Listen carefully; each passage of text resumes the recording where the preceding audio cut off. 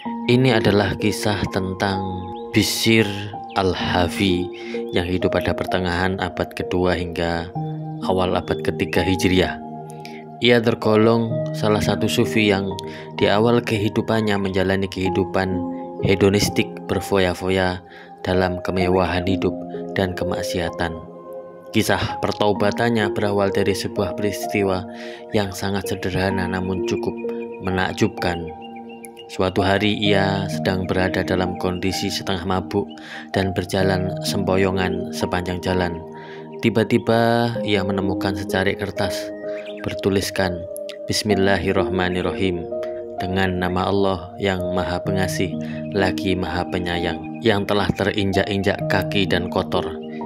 Bishr segera memungutnya, kemudian ia membeli air sari mawar dan mengoleskannya pada kertas tersebut sehingga menjadi harum. Ia ciumi kertas itu dengan perasaan takdim penuh pengagungan.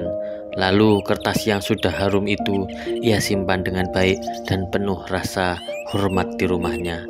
Pada malam harinya, seorang sufi bermimpi. Dalam mimpinya ia diperintahkan untuk menyampaikan pesan ini kepada Bishr. Engkau telah mengharumkan namaku, maka aku akan mengharumkanmu. Engkau telah memuliakan namaku, maka aku akan memuliakanmu. Engkau telah menyucikan namaku, maka aku akan menyucikanmu. Demi kekuasaanku, sungguh aku akan mengharumkan namamu di dunia ini dan di akhirat kelak. Dia orang yang amoral, pikir sang sufi itu. Mungkin mimpiku keliru. Maka sufi itu pun berwudu, melakukan sholat malam dan tidur kembali. Namun betapa kaget dirinya ketika ia mengalami mimpi tersebut sampai terulang untuk kedua dan ketiga kalinya. Pada pagi harinya ia bangkit dan pergi mencari Bishr dengan tujuan untuk menyampaikan pesan mistikal dari langit tersebut. Ia diberitahu bahwa Bishr sedang berada di sebuah pesta anggur. Ia pun pergi ke tempat tersebut. Apakah Bishr berada di sini? Ia bertanya. Ya, Bishr ada di dalam, tapi ia sedang menikmati pesta anggur, jawab sebagian mereka. Sang sufi tersebut masuk dan menemui Bishr seraya berkata, aku punya pesan khusus untukmu. Bishr menjawab acuh tak acuh. Pesan dari siapa?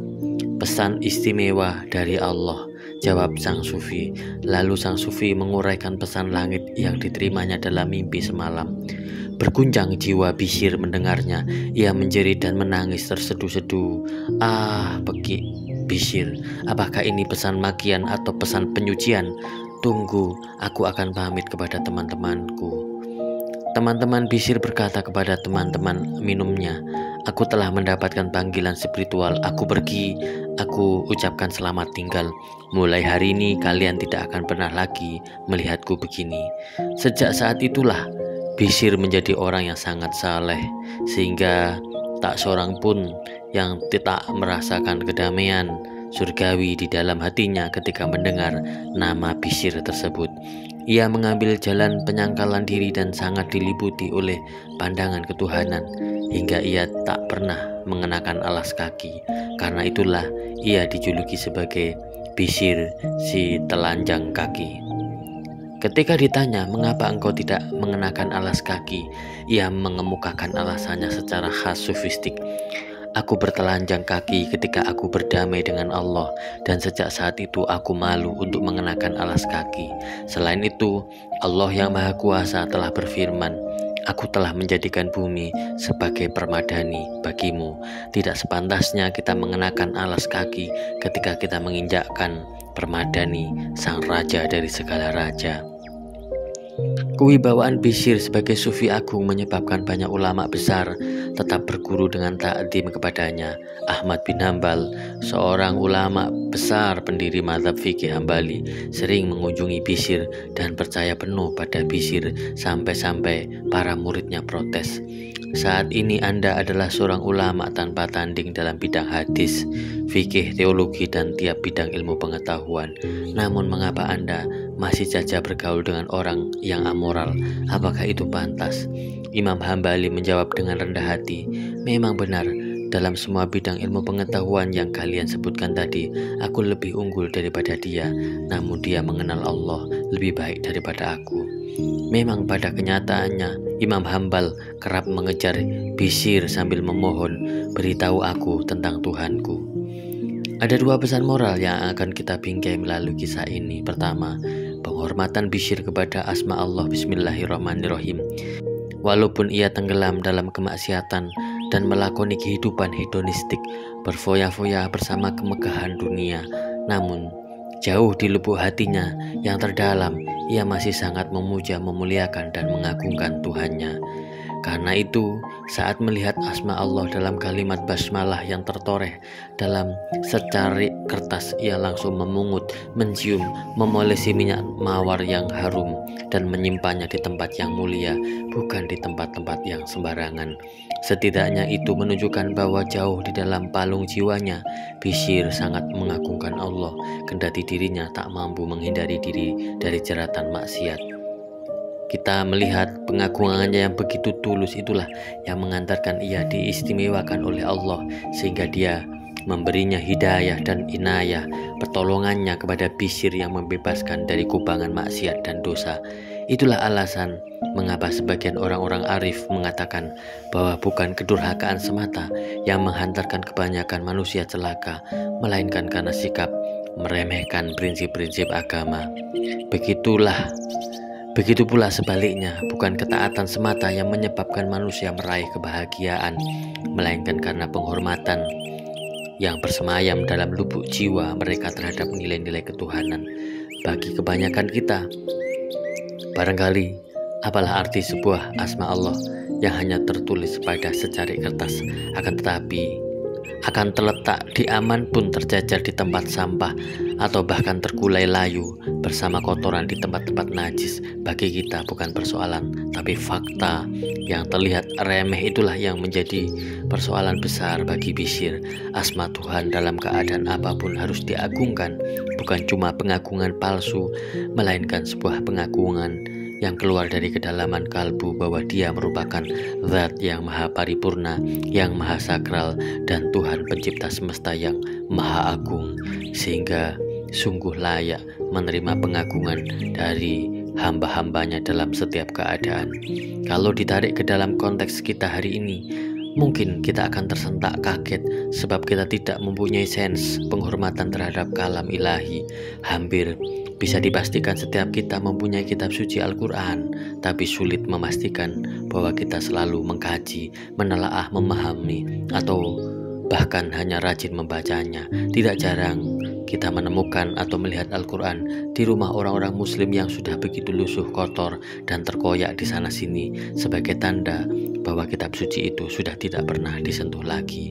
Yang lebih memprihatinkan, terkadang kita menemukan kitab agung ini ditelantarkan begitu saja, ada di samping televisi, di meja dapur, di lemari barang-barang bekas tak terpakai, di atas rak sepatu, atau hanya tergeletak di lantai, sama seperti barang-barang lain yang sudah tidak berharga lagi. Dalam konteks ini, bukan tanpa kepentingan jika kisah penghormatan Bishr terhadap asma Allah kita hadirkan di sini. Arti penting kisah tersebut adalah mengajarkan kita untuk menghormati kalam ilahi. Karena itu pesan moral pertama dari kisah ini, agungkanlah Al-Quran, sebab walaupun Tuhan tidak mensucikan Anda di dunia ini, boleh jadi pengagungan Anda itulah yang akan membuat Allah ridho kepada Anda. Penghapusan segala kesalahan dan dosa-dosa Anda, menyelamatkan Anda di akhirat kelak dari azabnya, dan memuliakan Anda dengan kenikmatan surganya. Sungguh tidak ada yang tidak mungkin mengenai keajaiban kasih sayangnya.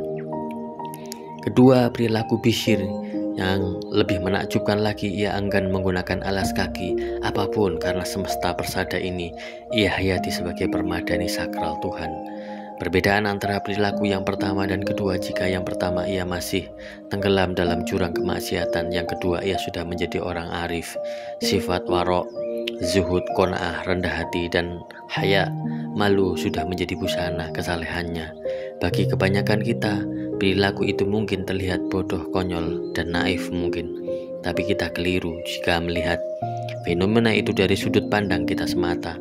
Dalam paradigma orang-orang arif yang sudah tercerahkan, segalanya mempunyai nafas ketuhanan, hatta sesuatu yang sangat sepele sekalipun, sehingga menjelma sesuatu yang sakral. Sakralitas inilah yang telah memukimi ruang kalbu Bishr, sehingga ia melihat jagat raya menjadi suci. Bumi benar-benar menjadi permadani sakral Tuhan yang sengaja dia hamparkan secara istimewa untuk manusia. Dengan alasan inilah Bishr merasa malu untuk menginjakkan permadani suci ini jika mengenakan alas kaki. Jelas perspektif sakral itulah yang tidak kita miliki, dan karenanya pertanyaan kita terhadapnya menjadi tidak relevan. Apa yang dilakukan oleh Bishr 13 abad silam ini ternyata diamini oleh salah seorang fisikawan sekaligus filosof kehidupan dari abad kita, yaitu Gary Zukav. Meminjam kerangka teori Zukav dalam The Seat of the Soul, paradigma sakralitas Bishr tersebut dinamakan dengan perspektif ketakziman, yakni menghargai inti kehidupan sebagai sesuatu yang suci. Ketakziman berarti menjalin hubungan dengan esensi segala sesuatu, manusia, planet, dan bintang. Takzim adalah menjalin hubungan dengan bagian terdalam dari keberadaan. Ketakziman juga berarti pengalaman menerima kenyataan bahwa kehidupan dan segala yang terkandung di dalamnya adalah sesuatu yang amat berharga. Dari sini implikasi takzim atau tidaknya seseorang sangat tergantung pada apakah dia menerima kaidah kesucian kehidupan atau tidak. Apapun definisi suci yang dibuatnya, kita berperilaku seolah-olah bumi ini milik kita, tulis Zukav dalam The Seat of the Soul, dan kita bisa melakukan apa saja sesukanya. Kita mencemari daratan, lautan, dan atmosfernya untuk memuaskan kebutuhan kita tanpa memikirkan kebutuhan bentuk-bentuk kehidupan lain yang juga hidup di atas bumi atau kebutuhan bumi itu sendiri. Kita yakin bahwa kita memiliki kesadaran, sedangkan alam semesta tidak memiliki kesadaran. Lalu apa pesan moral kedua yang bisa kita ambil dari tindakan Bishr tersebut? Dalam implikasi luasnya pesan moral itu berbunyi, kita mesti menghormati bumi persada ini sebagai mitra dan sahabat dalam pengabdian kepada Tuhan, bukan sebagai objek dan benda mati semata yang bisa kita eksploitasi sesuka hati kita kapanpun. Pesan moral ini diperkuat oleh Fritjof Capra, seorang fisikawan sekaligus filosof dari abad kita ini juga. Menurut Capra, dalam jagat raya ini bukan hanya terdapat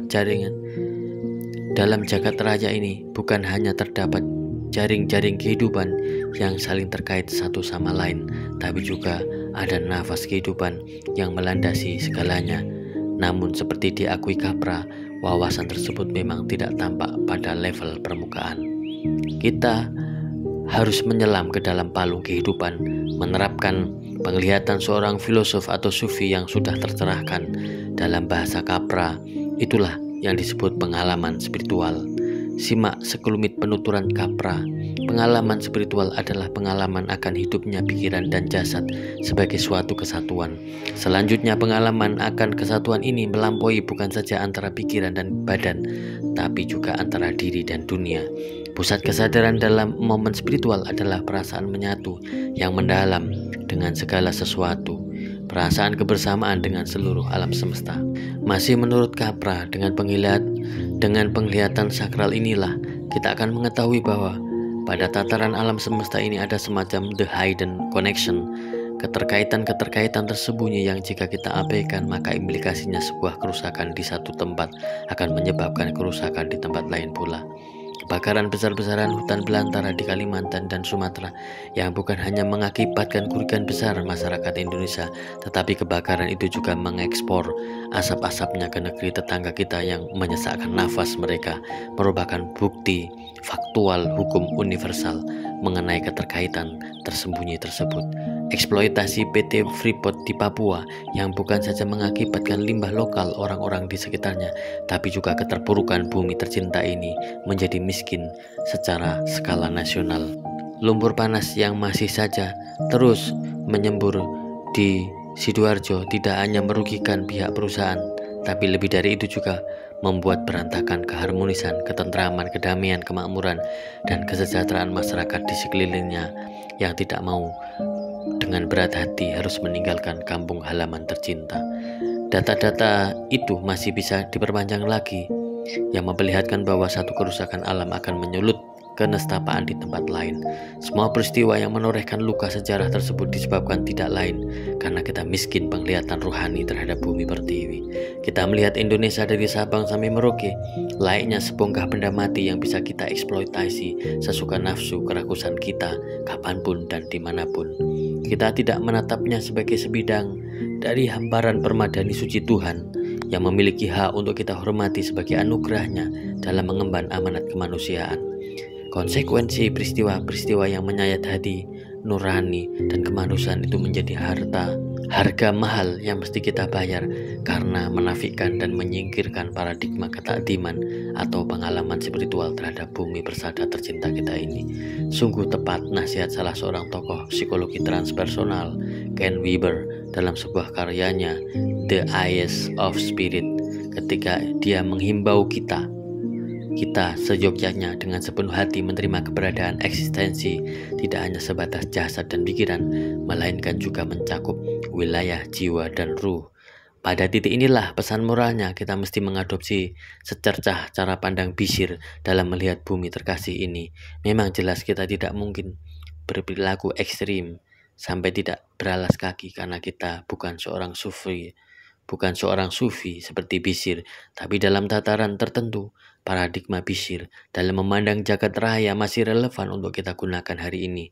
Karena itu mari kita belajar untuk menatap tanah lahir tercinta Indonesia ini sebagai serpihan permadani sakral dari ilahi, agar kita dapat memperlakukan persada Jamrud Katulistiwa ini sebagai mitra dalam mengabdi kepada Sang Pencipta, sehingga pada akhirnya kita sangat berharap dapat menyelamatkan keindonesiaan dan kemanusiaan kita yang semakin memprihatinkan ini. Semoga